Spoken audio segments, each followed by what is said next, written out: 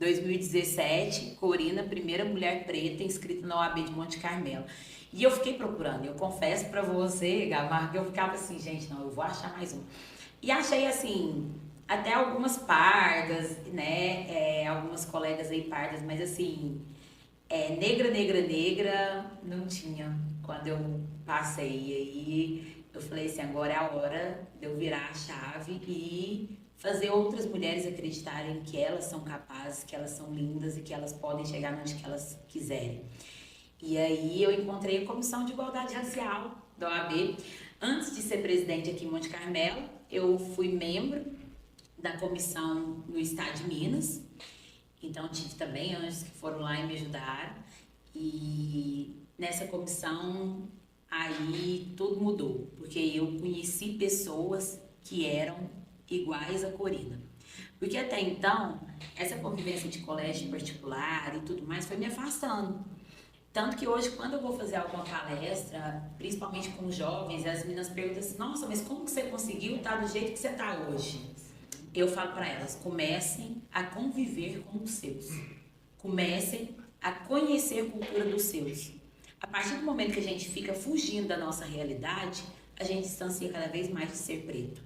A gente foge daquilo, é inconsciente. Você nem está acreditando ou esperando, mas você vai começando a fugir. Então, eu acho que hoje é a gente entender que a gente é capaz e a gente não admitir que ninguém diminua o nosso potencial, principalmente pelo fato da nossa cor. Voltando lá atrás um pouco, você contou ali sua trajetória escolar, né? Padre César, estadual, Amparo, nacional. Durante toda essa trajetória, antes de chegar na faculdade, você já queria advocacia? Não. Como você chegou? Minha vida profissional foi um caos, porque assim, na verdade, minha mãe fala que eu sou hiperativa e assim, eu realmente eu acho que eu tenho um grau assim. E aí, assim, eu sou meio multifunções, eu gosto de fazer muita coisa e isso às vezes até me atrapalha muito, porque eu tenho que voltar e falar assim, ei, Corina, foca aqui, porque senão não vai dar certo. Então, o sonho do meu pai era que eu fosse jornalista, acho que já era dele, né? O sonho da minha mãe era que eu fosse fisioterapeuta, porque minha mãe trabalhou 30 anos na PAI, aqui em Monte Carmelo. E eu queria ser veterinária, olha pra você ver, nada a ver, né? E trabalhava numa multinacional há 5 anos. E eu pensei assim, não, vou fazer o seguinte, eu tenho que arrumar alguma coisa para me crescer dentro dessa empresa, que eu quero tal cargo e tal. E pensava só em crescer dentro da empresa. E eu meio que distanciei todas essas profissões e pensava só em crescer dentro da empresa. E aí um dia eu falei assim, nossa, mas agora, se eu não passar na faculdade federal, minha mãe vai me mandar embora para Monte Carmelo, eu não posso deixar isso acontecer. Eu tenho que fazer alguma coisa. Fui lá caladinho, prestei vestibular e aí eu coloquei direito.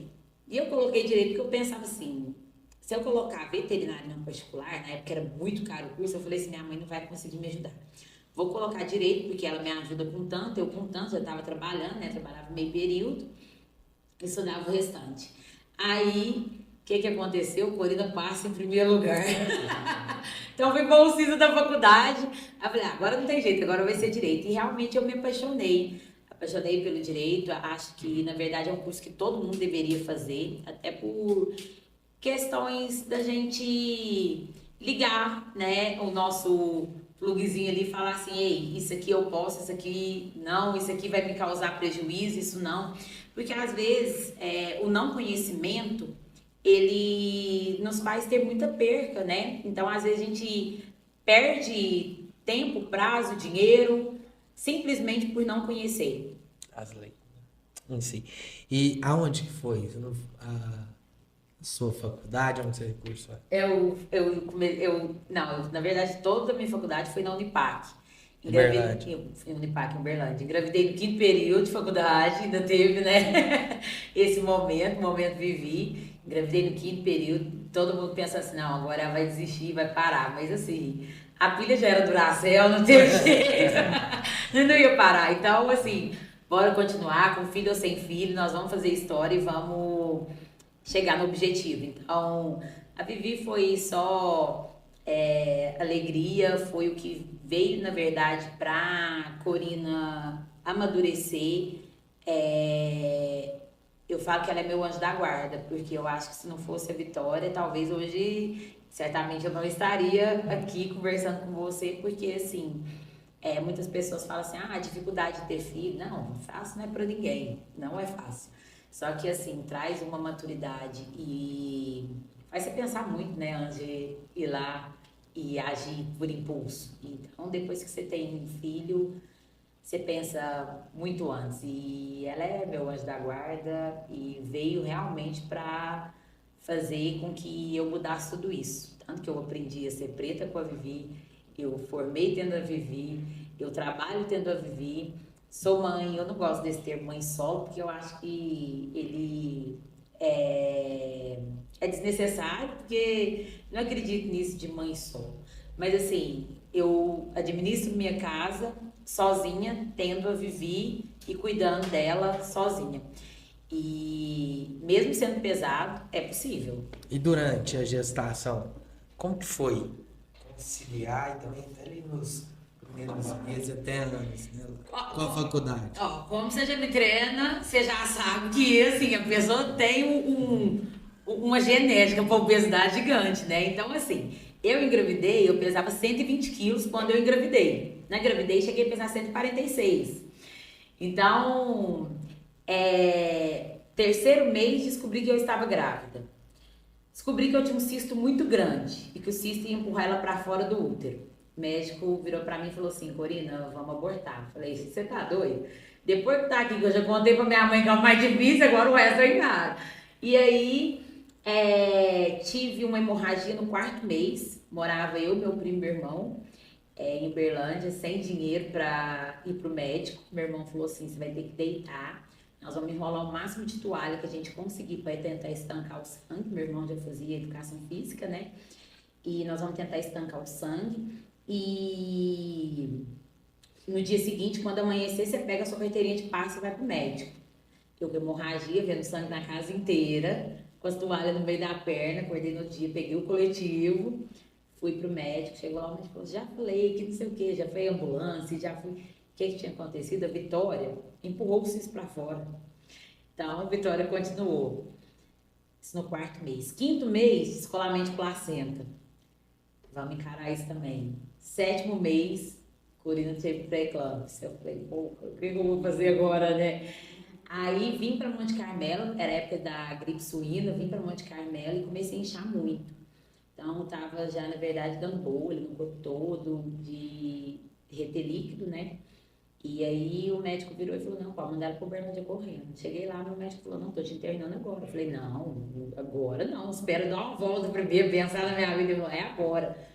Fiquei internada e ele falou assim, enquanto eu der conta de segurar ela aí dentro, eu vou segurar. Aí eu fiquei 15 dias internada, o sangue já tinha parado de chegar nela. E aí num dia ele falou, não tem jeito mais, é agora. E já perguntou pra minha mãe assim, qual que é a sua religião? Sobe e vai orar porque eu vou tentar salvar uma das duas. As duas eu não garanto. Vitória nasceu com 1,350 kg. Então a Vitória era bem petitinha, toda peluda, porque não deu tempo do pelo cair, só injeção para amadurecer o pulmão bem rápido. Não ouvi ela chorando, porque era muito petitinha, então a criança não consegue chorar. Aí o médico falou, ó, ela vai sair daqui com uma média de 40 dias. Vitória nasceu dia 3/9, 3 de setembro. E assim, quando eu descobri da gravidez, eu falava assim, ó, se for para mim ter cesárea, que seja na data que meu pai nasceu, que era 23 de setembro. O que acontece? Eu acho que Deus é tão misericordioso que a Vivi nasceu dia 3, o médico estava planejando que ela saísse com 40 dias. Com 20 dias, a Vitória inteirou o peso, saiu da UTI. Dia 23 de setembro, dia do aniversário do meu pai. Então aí foi só alegria daí pra frente. Só alegria. E os primeiros anos? Até no terceiro ano dela, eu convivi com o genitor, né? Com o pai dela. depois não mais. Então aí assumi o papel de ser mãe e não só de ser pai, porque pai ela tem, mas assim, de ter que desdobrar com esse dia a dia, né? Porque às vezes assim, a questão do você sentar e falar assim, pergunta pro fulano, pergunta pra sua mãe, pergunta pro seu pai, essa parte a gente pula, né? Sempre pra mãe. Então essa parte é mais pesada, mas assim, eu acredito que mesmo que seja realmente mais pesado, que mesmo que a sociedade coloque esse peso na mulher sempre, né? Minha avó brincava assim, ó, o boi berra é pela vaca e não é pelos bezerros. E é realmente isso. O homem, quando ele está junto com a mulher, ele consegue desenvolver o papel de pai muito melhor. Nem sempre eu não estou te falando isso que sempre vai ser por não assumir o papel realmente, mas às vezes até a questão da distância torna mais distante. E aí quando ele tem uma segunda família, isso fica ainda mais distante. Por quê? Porque acaba que aquele convívio dele vai ser com essa nova, né, com essa filha que está vindo agora, mais com a genitora dessa filha. Então acaba que cria essa distância. Mas graças a Deus eu pude contar com uma rede de apoio muito grande, de amigos, de família. A Vitória abraçou muito bem meu pai, então ela via no meu pai aquela figura masculina, depois do meu irmão. Agora sim, que, né, eu tô assim meio falha, mas graças a Deus a gente vai tendo força e vai administrando bem isso.